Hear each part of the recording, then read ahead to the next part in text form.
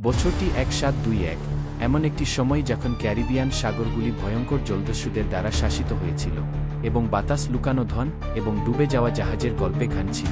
সবচেয়ে ভয়ঙ্কর নামগুলির মধ্যে ছিল অলিভিয়ের লেভাসিউ, একজন জলদস্যু যার ধূর্ততা এবং নির্মমতা তাকে লা বুশ বা ডো বুজার্ড উপাধিতে ভূষিত করেছে।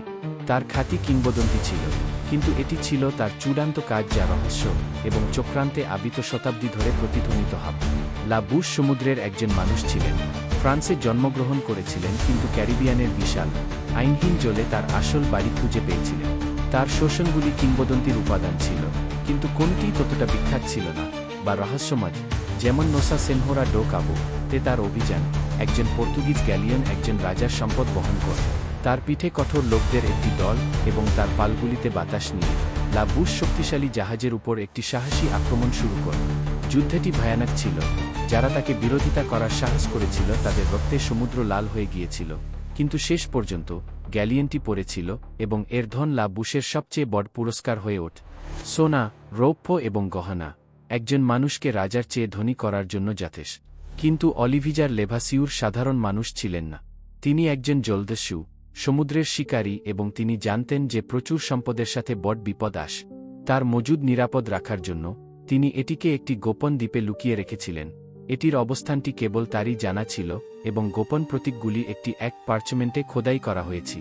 বছর কেটে যায় এবং লা বাশ তার জলদস্যুতার জীবন অব্যাহত রাখে যতক্ষণ না তিনি শেষ পর্যন্ত ফরাসি কর্তৃপক্ষের হাতে বন্দী।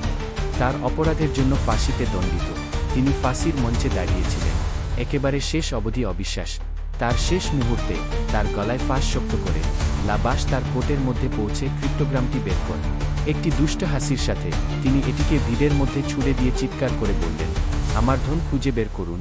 যে এটি বুঝতে পারে, ভিড হতবাক নির্বে দেখেছিল যখন পার্চমেন্টটি মাটিতে উড়েছিল, এর অদ্ভুত চিহ্ন এবং সংখ্যাগুলি একটি লোভনীয় রহস্য। এবং তারপরে দড়ির একটি স্ন্যাপ দিয়ে লা বাশ চলে গেল, সন্ত্রাসের উত্তরাধিকার রেখে গেল এবং সর্বকালের সর্বশ্রেষ্ঠ অমীমাংসিত ধাঁধাগুলির মধ্যে ক্রিপ্টোগ্রাম কিংবদন্তির জিনিস হয়ে উঠেছে। বিশ্বের প্রতিটি কোণ থেকে পণ্ডিত, গুপ্তধন শিকারী এবং অভিযাত্রীরা এর অর্থ বোঝার চেষ্টা করেছিলেন, কিন্তু কেউই সফল হন। কেউ কেউ দাবি করেছিলেন যে প্রতীকগুলি একটি প্রাচীন কোড ছিল, অন্যরা বিশ্বাস করেছিল যে তারা একটি মানচিত্রের চাবিকাঠি ছিল যা ইতিহাস থেকে হারিয়ে যাওয়া একটি দ্বীপের দিকে নির্দেশ করে।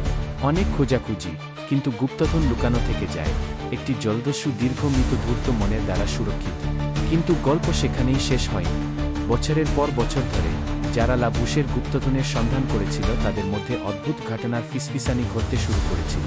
জাহাজগুলি যেগুলি কোনো চিহ্ন ছাড়াই অদৃশ্য হয়ে গিয়েছিল, যারা রাতে একটি ভুতুড়ে আকৃতির দর্শন দেখে পাগল হয়ে গিয়েছিল এবং অদ্ভুত আলো যা তরঙ্গের নিচে নাচছে। পূর্ণিমা কেউ কেউ বলে যে লা বুশের আত্মা এখনও তার মজুদ রক্ষা করে, একই নির্মম সংকল্পের সাথে এটি পর্যবেক্ষণ করে যা তার জীবনে ছিল।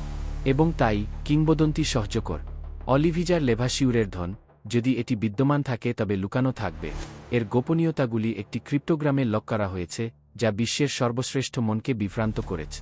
কিন্তু অকল্পনীয় সম্পদের লোভ, শিকারের রোমাঞ্চ এবং বহু শতাব্দী ধরে চলে আসা রহস্যের সমাধানের প্রতিশ্রুতি সাহসী বোকাদেরকে ক্যারিবিয়ানের দিকে টানতে থাকে, যেখানে লা বাশের কিংবদন্তি বাস করে।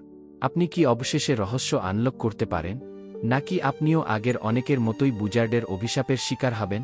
সমুদ্র অপেক্ষা করছে এবং অলিভিজার লেভাসিউরের ধন তার গভীরে কোথাও পড়ে আছে, সাধারণ মানুষের নাগালের বাইরে।